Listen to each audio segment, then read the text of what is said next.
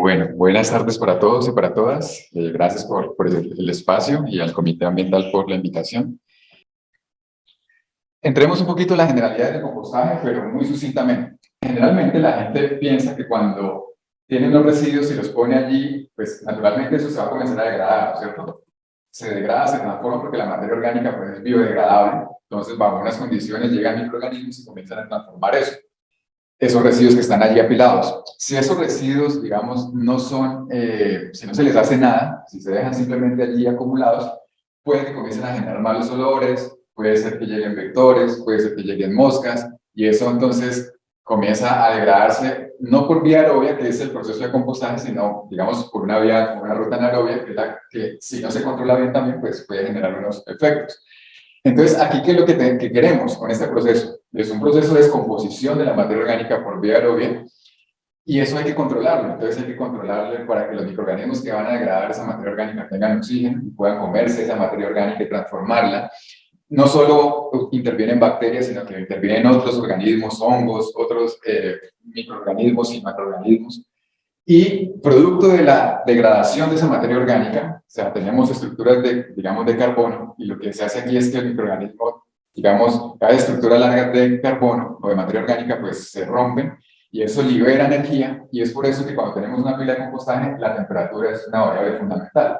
Entonces, la evidencia de que allí se está transformando esa materia orgánica es unos incrementos de temperatura en el tiempo.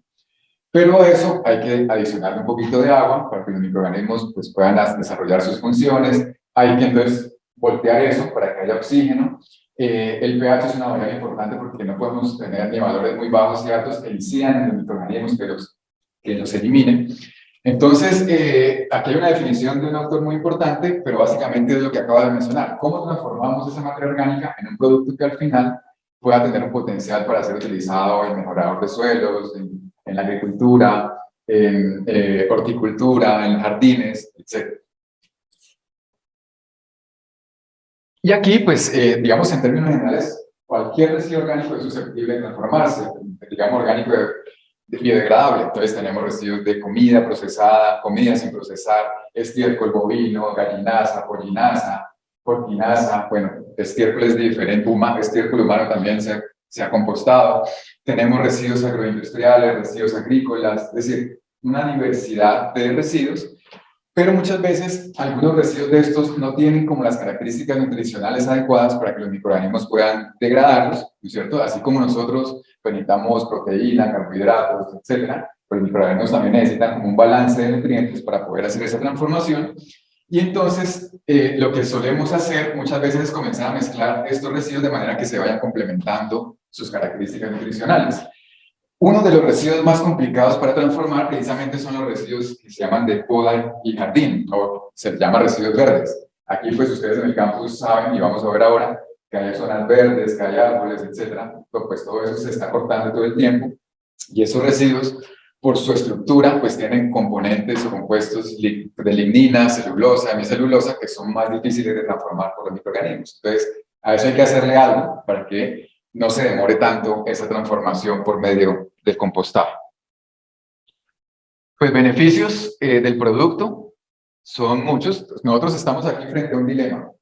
O tenemos residuos y los llevamos a un sitio de disposición final como un relleno sanitario o un botadero a cielo abierto, y eso se transforma ya y genera gases de efecto invernadero, acumula espacio en un sitio. O sea, todos los efectos que tiene transportarlo hasta allá, hasta el carrasco, o transformamos ese residuo y lo convertimos en un material que puede tener beneficios, dentro de los cuales, aunque tiene menor contenido de nutrientes que los fertilizantes, pues genera, digamos, un contenido nutricional importante, tiene efectos importantes en la estructura del suelo, ¿no es cierto? Entonces, cuando hacemos agricultura, le estamos sacando muchos nutrientes y materia orgánica, porque estamos con fertilización sintética. Cuando aplicamos un compost, digamos que ese proceso es mucho más lento, los nutrientes se liberan de manera más lenta, el suelo, la estructura del suelo, pues no pierde tanta materia orgánica y la tiene más a largo plazo. Puede ayudar a mejorar el control de erosión y recuperar suelos degradados. Precisamente con la profesora Viviana estamos trabajando y con un profesor de metalurgia cómo se pueden bioremediar suelos contaminados con minería. Entonces es algo que estamos comenzando a explorar. Mejora la capacidad de retención de agua en el suelo, que es digamos, un elemento muy importante para evitar procesos de erosión. y lo que mencionaban, ¿no? Entonces, cómo va liberando sus nutrientes lentamente. Aquí, digamos, es uno de los problemas. El agricultor necesita que los nutrientes se liberen muy rápido porque está pensando en productividad y por eso, digamos, aplica el fertilizante sintético y se va quedando sin materia orgánica al suelo. Acá, digamos, con este enfoque, la productividad seguramente no va a ser igual que un fertilizante sintético, pero tenemos la posibilidad entonces de tener allí materia orgánica y un suelo sano durante mucho más tiempo. Y si uno mirara cómo se desarrolla el proceso de compostaje, uno podría mencionarlo con esta variable que es la temperatura. Entonces aquí tenemos la temperatura, aquí tenemos el tiempo, y hay unas etapas del proceso de compostaje. Una etapa que se llama mesofílica, otra que se llama termofílica, otra que se llama enfriamiento y una de maduración. Aquí, en esta etapa, lo que tenemos son los residuos que acabamos de obtener, ¿no es cierto?, de mezclar, de conformar, de estructurar una pila de compostaje, y muy rápidamente la materia orgánica comienza a degradarse y entonces comienza a presentarse un incremento de temperatura. Esta fase realmente es muy corta, es muy poco tiempo, de unos pocos días, y lo que está pasando allí es que se está consumiendo, digamos, mucha materia orgánica de rápida degradación, azúcares, algo de proteínas, algo de grasas. Como el incremento de la temperatura sigue, digamos, muy acelerado, llegamos a otra etapa que le llamamos termofílica, cuando superamos temperaturas por encima de los 40, 45 grados, y comienzan a presentar otros microorganismos capaces de degradar materia orgánica de más difícil degradación. Aquí, digamos, el rol en esta parte es muy importante de bacterias, ¿no es cierto? Y algo de actinomicetos, pero ya cuando la materia orgánica que hemos degradado es de más difícil rompimiento, por ejemplo, la celulosa, semicelulosa, la lignina, comienzan a aparecer otros organismos, como los hongos, que comienzan entonces a transformar esa materia orgánica de más difícil degradación. Cuando la materia orgánica se está degradando, como ya no hay tanta comida, pues entonces comienza a descender la temperatura. Si tiene un pico, se acaba la materia orgánica y comienza a descender, hasta que al final, digamos, lo que tenemos es un producto estable, que si lo olemos, pues tiene un olor a suelo y que puede ser aplicado entonces a, digamos, en diferentes actividades. Y esto pues está compasado pues con otras variables aquí como el pH. Entonces esta gráfica representa lo que es un proceso de compostaje y tenemos varias variables. Aquí pues yo he hablado de la temperatura y del pH, pues hablé sucintamente, pero digamos es fundamental que haya un balance de agua, no mucha agua, porque si no eso se convierte ya en proceso anaerobio, pero sí una suficiente agua para que los microorganismos puedan desarrollar sus funciones. El balance de nutrientes, entonces estamos hablando aquí de cuánto carbono, cuánto nitrógeno hay, entonces hay como unos rangos en términos de estos parámetros. Esto pues no puede ser, digamos, esta es una variable que muestra si es muy salino ese medio y eso puede generar alguna toxicidad sobre los microorganismos. El oxígeno es fundamental porque los microorganismos que hacen la transformación requieren oxígeno para hacer esos procesos metabólicos. Pero una vez se van generando esos procesos metabólicos, la transformación de la materia orgánica genera un subproducto que es CO2. Entonces uno monitorea CO2 para ver si la materia orgánica todavía se está degradando. Si al final del proceso hay ya muy poca producción de CO2, quiere decir que ya pues, la materia orgánica está muy degradada, ¿cierto? Otras variables como fitotoxicidad y precisamente cuánta materia orgánica hay en el material. Este es, digamos, un ejemplo de cómo sería una planta de compostaje. Entonces viene como un área de recepción donde hay un vehículo que trae la materia, hay un proceso de descarga, generalmente hay que hacer allí una separación de materiales porque a veces vienen otros materiales que no son orgánicos, plásticos, metales, etc. Y hay que hacer un proceso de trituración, ¿no es cierto? Y luego de ese proceso de acondicionamiento de los residuos, pues viene como unas fases donde se da todo lo que vimos en la gráfica de temperatura, un proceso de transformación, que llega después a la fase última, que es la de maduración. Entonces, aquí, digamos esto, aquí se da la fase activa, donde está el proceso de mesofílico, termofílico y enfriamiento, y acá después, una vez esa materia orgánica está casi estabilizada, la dejamos entonces en algo que se llama como maduración, como que se termine de transformar ese residuo. Entonces, eso en términos generales, lo que es una planta. Entremos un poquito al segundo bloque, que es cuando residuos estamos generando en la Universidad Industrial de Santander. Aquí, entonces, vamos a hablar de dos residuos. Por un lado, los residuos verdes, que ya sabemos que son los de jardinería, ramas, todo este corte de césped. Y por otro, los residuos de comida, Y dentro de comida tenemos dos tipos de comida. Comida sin procesar, que son las cáscaras, en las cafeterías, por ejemplo, de Bienestar Universitario, donde hacen todos los alimentos. Pero también tenemos restos de comida, que es lo que nosotros no comimos, que lo dejamos en el plato y que después se llevó, se acopió. Entonces, inicialmente para los residuos verdes desarrollamos aquí un trabajo de grado, identificamos pues allí un área que es la que ustedes ven allí en términos de zonas verdes, ¿sí? 99.000 metros cuadrados. Identificamos cómo se hacía el proceso de corte y mantenimiento de césped, entonces esto está dividido como en unas zonas, y los trabajadores van abarcando pues cada una de esas zonas semana tras semana, y al final, digamos, de todo ese proceso, pues estamos viendo cómo van podando, cómo van recolectando. Al final pudimos identificar que aproximadamente 24 metros cúbicos a la semana, digamos, de residuos verdes, que son más o menos unos 7 viajes de ese vehículo hacia la planta. Eso significa más o menos 4,78 metros cúbicos diarios, más o menos un viaje diario hacia la zona donde actualmente lo están llevando. Y eso significa más o menos, esto es en términos de volumen, ¿no es cierto? Perdón, este es en términos de volumen. Si estuviéramos hablando en términos de peso, esos son más o menos 3,6 toneladas por semana o un poco menos de 1 tonelada por día. Entonces, la producción es significativa.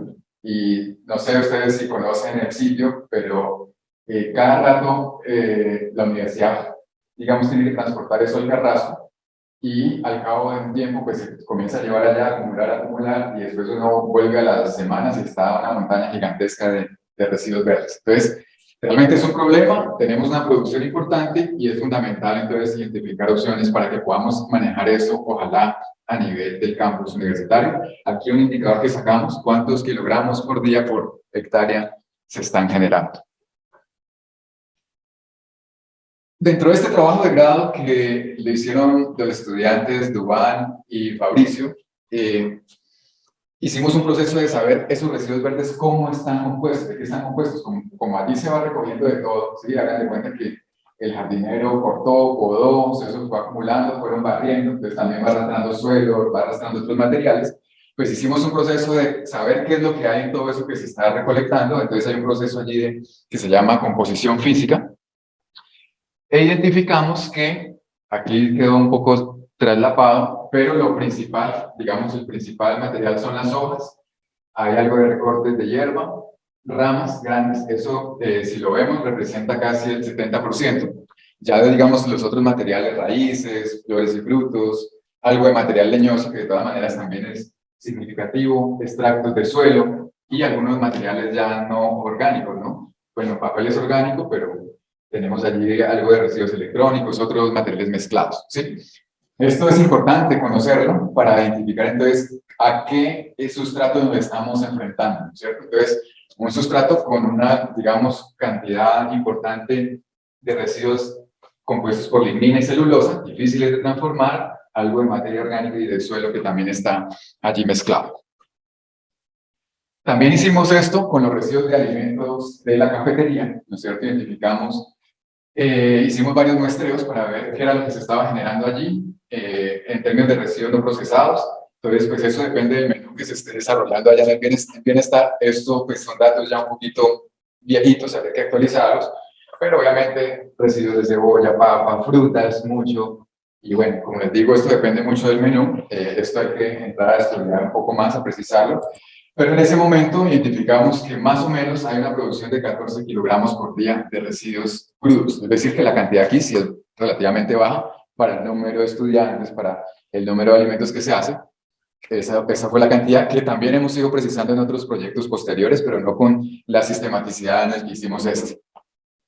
Y en términos de los residuos de alimentos ya procesados, de los restos de comida, las sobras que llamamos, en este proyecto no los caracterizamos porque resulta que en ese entonces la universidad le estaba dando a un señor que alimentaba animales con esos residuos. Desde ingeniería química entiendo que hubo un proyecto que quería hacer un proceso de digestión anaerobia con esos residuos, pero lo que sí sabemos es que la cantidad tampoco es significativa, creo que es un poco, digamos, alrededor de o similar a este valor que estamos presentando para residuos crudos. Entonces, sobre los restos de comida, sobre las sobras habría que entrar a precisar un poco más. Ahora voy a presentar resultados de varias experimentaciones que hemos hecho, ¿sí? Como para ver cómo hemos ido abordando estos tipos de, digamos, de investigaciones con estudiantes. Un trabajo colaborativo con otros grupos. Estos son pues, de la Facultad de Ingenierías Físico-Químicas y GPH. Y lo primero que hicimos, digamos, como para saber cómo se iban a compostar esos residuos, era ver si podíamos mezclar residuos verdes, comida cruda y comida procesada. ¿Sí? Los verdes solitos ya teníamos idea que iba a ser difícil de transformarlos, pero entonces comenzamos a hacer mezclas. Aquí propusimos, bueno, aquí estudiamos primero esos residuos crudos, cómo eran, o sea, los residuos solos, cuáles eran sus características, y lo que nos dimos cuenta es, por ejemplo, que tenían un bajo contenido de potasio, de fósforo, perdón, muy baja concentración de fósforo, y eso, digamos, un producto sin fósforo tiene muy pocas posibilidades en términos agronómicos, entonces dijimos, hay que adicionarle fósforo, pero adicionalmente teníamos, por ejemplo, recuerden el balance de la relación carbono-nitrógeno, que era una de las variables. Generalmente, cuando uno va a hacer un proceso de compostaje, siempre piensa en relaciones carbono-nitrógeno de 20, 25 hasta 30. Acá teníamos relaciones carbono-nitrógeno bajas.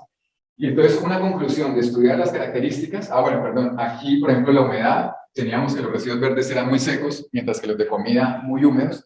Entonces, dijimos, una conclusión es fundamental hacer una mezcla de esos materiales. Sí, eso fue lo primero. Luego dijimos, ¿cómo los vamos a mezclar? Entonces dijimos, bueno, vamos a hacer tres mezclas. Una, solo residuos verdes, para ver qué pasa. Mezclemos residuos verdes con residuos de alimentos no procesados, las cáscaras.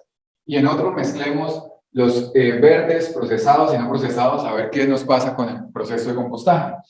Lo que identificamos es que cuando solo tenemos residuos verdes, el proceso se demora mucho más. En este caso, se demoró 65 días frente a 51, 55 cuando se mezclaba. Es decir, se redujo el tiempo solo con la mezcla de los materiales.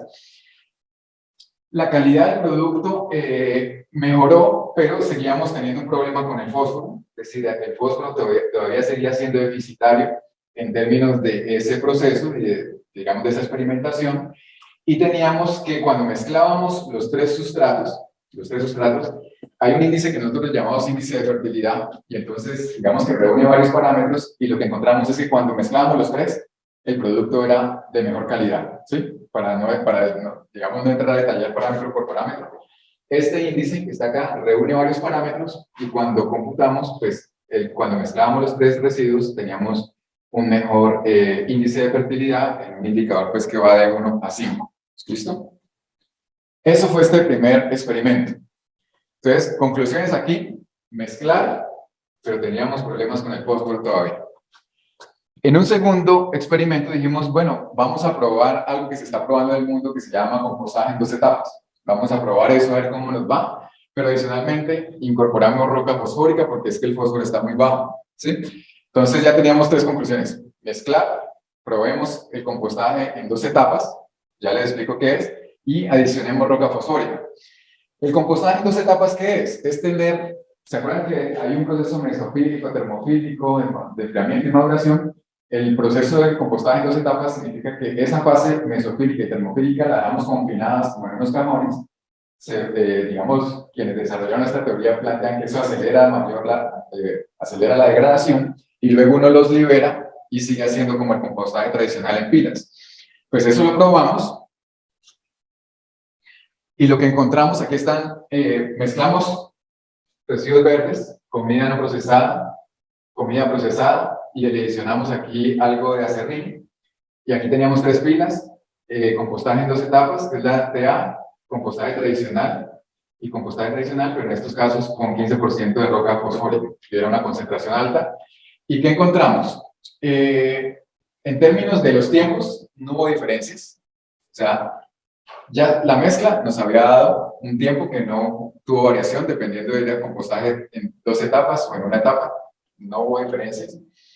Pero sí encontramos que cuando suplementamos roca fosfórica, las concentraciones de fósforo en el producto fueron excesivamente altas, ya digamos con un nivel que podría tener toxicidad, es decir, ese 15% no era la mejor solución. Pero adicionalmente vimos que cuando agregamos roca fosfórica, el nitrógeno se nos vino al suelo. Entonces, posiblemente allá hay unos procesos biológicos que implicaban posiblemente una pérdida mayor de nitrógeno. Entonces, eso también tiene repercusiones en el producto. Un producto sin nitrógeno, pues tampoco es muy bueno. Entonces, aquí, digamos, la moraleja de este experimento fue compostaje en una etapa, en dos etapas, no redujo el tiempo, pero sí la roca fosfórica nos incrementó excesivamente el fósforo en el producto y nos redujo el nitrógeno. Pero dijimos, es posible que nos hayamos equivocado como en el montaje. Repitamos el montaje, pero adicionemos menos fósforo. Entonces hicimos este proyecto en el que nuevamente comparamos el compostaje en dos etapas, pero adicionamos 4% de roca fosfórica y adicionalmente le colocamos unos tubos para que esto tuviera una mejor aireación. ¿Sí? Mejoramos un poco el prototipo, hicimos el experimento y aquí ¿qué encontramos? Entonces aquí ya comparamos dos cosas, el compostaje en dos etapas y el compostaje tradicional con 4% de roca fosfórica. ¿Qué encontramos acá? En términos de la duración, TA es el compostaje en dos etapas, tuvo 46 días versus el compostaje tradicional, 40 días. Entonces, digamos que las dos etapas como que ya no nos estaba sonando mucho, o sea, no veíamos un efecto importante.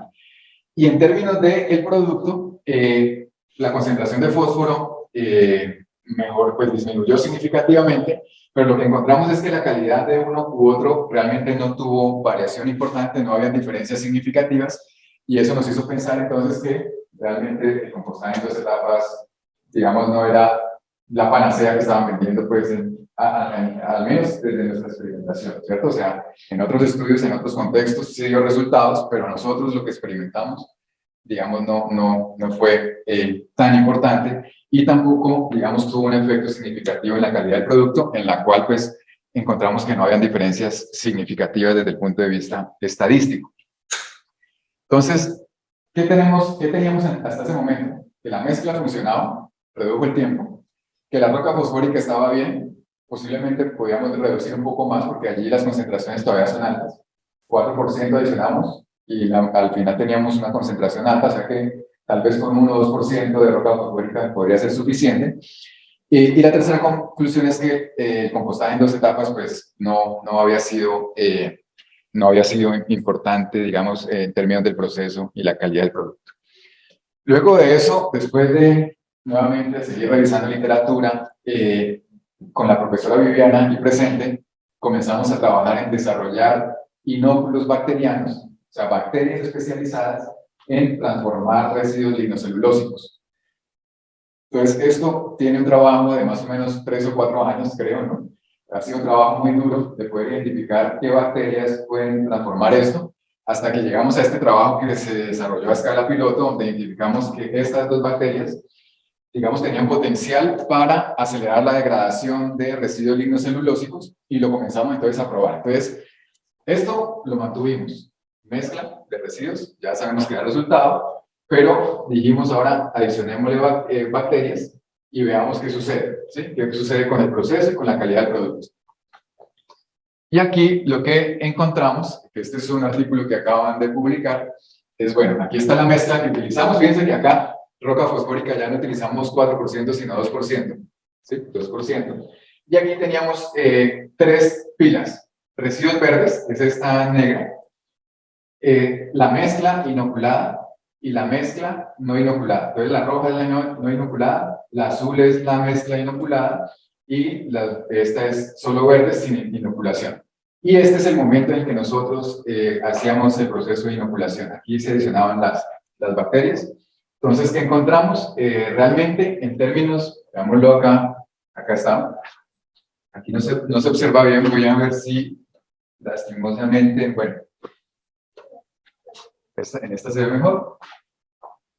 Sí, es que quería mostrarlo porque en términos de la primera etapa, la etapa mesofílica, pues como estas son, la azul y la roja son prácticamente lo mismo. Hasta antes de esto son lo mismo. Después de esto sí es lo que uno cree que puede cambiar. Fíjense que la negra no tiene temperaturas muy altas, ¿sí? Y es como la que más se demora en degradar. Esta es la de solo residuos verdes. Mientras que la mezcla, la inoculada y la seminocular tienen un comportamiento similar, pero es que aquí quería mostrar concretamente los números. Permítanme un segundo, yo miro si acá me puedo mover. Eh,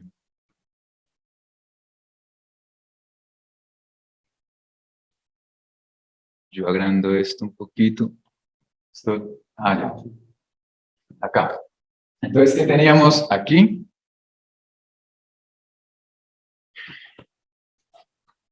Inoculada, no inoculada y residuos verdes. Entonces, estas en teoría deberían ser muy similares porque son las mismas, pero miren que la verde se demora más en llegar a la fase termofílica.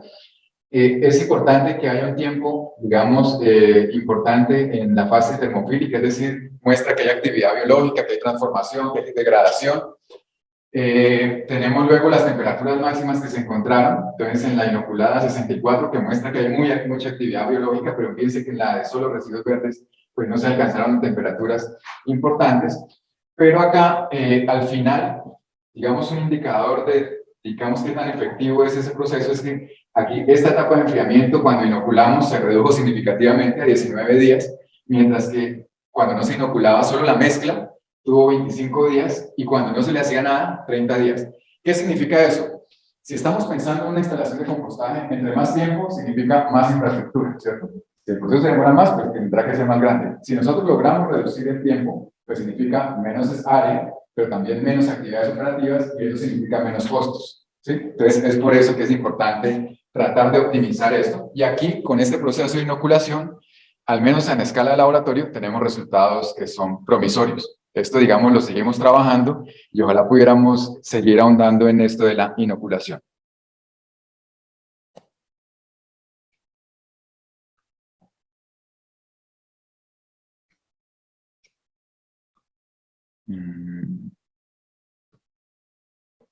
Bueno, aquí no sé por qué no me está... Entremos como en la última fase, que es la de dimensionamiento, ya para cerrar y no aburrirlos con tantos datos y números. Esta es la universidad, esta es la cancha de fútbol, la pista de atletismo, y aquí pues está la salida a la portería de la 30. Esta es el área donde está la zona, donde sería la planta de compostaje, que está acá. Esta es la vía, y esta es el área. Como les decía, la universidad invierte importantes recursos todo el tiempo en limpiar eso y llevar al carrasco. Y a veces pues esto, lo que uno puede observar es que es como si fuera un botadero temporal, se limpia, nuevamente se acumula. Aquí el tema es que este es un suelo muy inestable, con una topografía muy quebrada, y tenemos acá linderos pues con vecinos que también pues digamos reciben los efectos de todo lo que sucede acá. Eso hay que tenerlo en cuenta.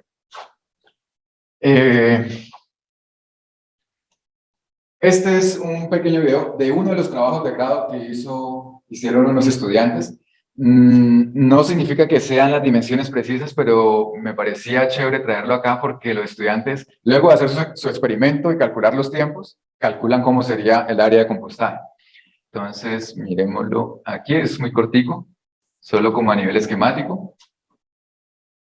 El área de recepción, donde debe haber una picadora, una selección. Después eso tiene que transportarse a una fase activa, donde se forman unas pilas que deben voltearse, puede ser manualmente o con equipos mecanizados. Una zona de maduración, donde el producto pues, se termina de transformar. Debe haber obviamente una zona de almacenamiento del producto, una zona de laboratorio, oficina. Entonces, digamos, eso fue un esquema que hicieron uno de los grupos de estudiantes. Y aquí pues se planteó, quería simplemente traerlo. Pero después lo que hicimos con otro proyecto que fue el que mencioné es cómo poder dimensionar en esa área disponible una planta de compostaje teniendo en cuenta los tiempos del proceso que hemos tenido en todas las experimentaciones.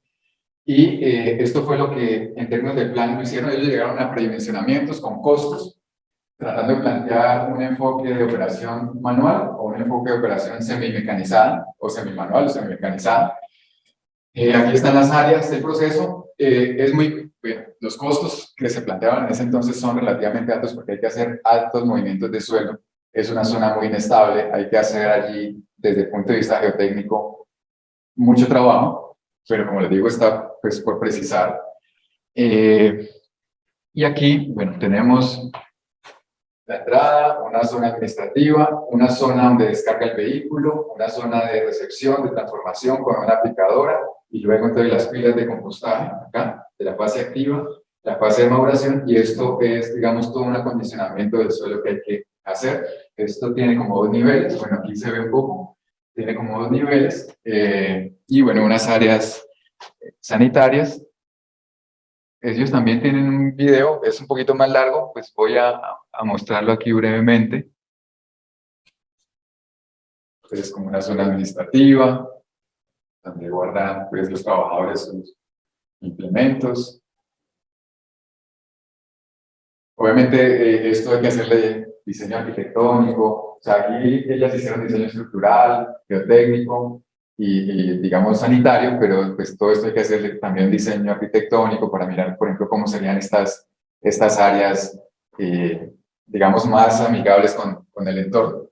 Con esto, tanto en la manual como en la semimecanizada lo mismo, ¿sí? Los mismos cuartos, las mismas áreas. Aquí pues viene la zona de descargas, es en una rampa, entonces descarga a una zona inferior, ¿sí? Por, digamos, los desniveles que se tienen. Zona de aprovechamiento de agua y lluvias, le pusimos, recuerdo. Acá en semi-mecanizada igual también. Baja una rampa. Ahorita vamos al siguiente nivel. Lo que cambia de manual a semi-mecanizada es que en la semi-mecanizada pues hay equipos mecánicos para el volteo de las pilas, por ejemplo. Acá baja la rampa y nos vamos a este nivel donde está toda la fase activa. Estas estructuras de compostaje, pues primero tienen que ser cubiertas para evitar pues la humedad, el sol, etcétera, pero también tienen que tener techos como en luces y que permita la entrada del flujo de aire. Recuerden que aquí el oxígeno es importante. Acá esta es la mesa mecanizada que tiene como una banda, una pequeña banda, donde se hace un proceso de clasificación. Bueno, esta parte es también muy similar. Bueno, ya está terminando. Hay que hacer una recolección de los líquidos que se generan acá para hacer un proceso de recirculación.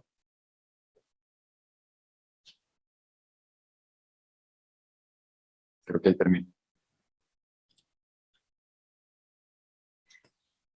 O sea que ya tenemos avances en cómo sería la infraestructura, pero hay que detallar y precisar un poco. ¿Qué nos falta? Además de seguir pensando en cómo optimizar esa transformación, algo que nos falta es comenzar a probar esto en plantas, mirar el producto, qué efectos tiene la planta, si las plantas crecen, cómo sería, por ejemplo, para las jardinerías que teníamos, los jardines que tenemos acá, si tiene algún potencial agrícola. O sea, experimentar con esto nos falta, es un eslabón dentro de esa investigación que tenemos. Y obviamente, aunque ya tenemos algo de esto, hay que hacer una precisión de todos los costos, que implica entonces mirar bien temas de diseño, cantidades de obra, precios unitarios, bueno, analizar esto, mirar el tema muy bien de ingresos y egresos, ¿no es cierto? Porque esto lo costeamos con un personal administrativo, operativo, todo el tema de comercialización, pero como les digo, es importante precisarlo y hacer unos indicadores financieros para ver si hay una recuperación de esa inversión a largo plazo.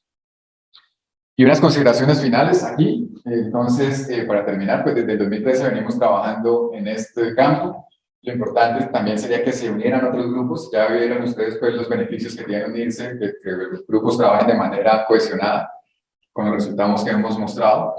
Hemos realizado diversos experimentos, mezclando los sustratos, tratando de optimizar el proceso y la calidad del producto. Algo importante ha sido el apoyo de la vicerrectoría con la financiación de los proyectos, y hemos vinculado estudiantes de pregrado y posgrado, y la unión de grupos de investigación de la UIS, pues, que es una cosa, una fortaleza muy importante.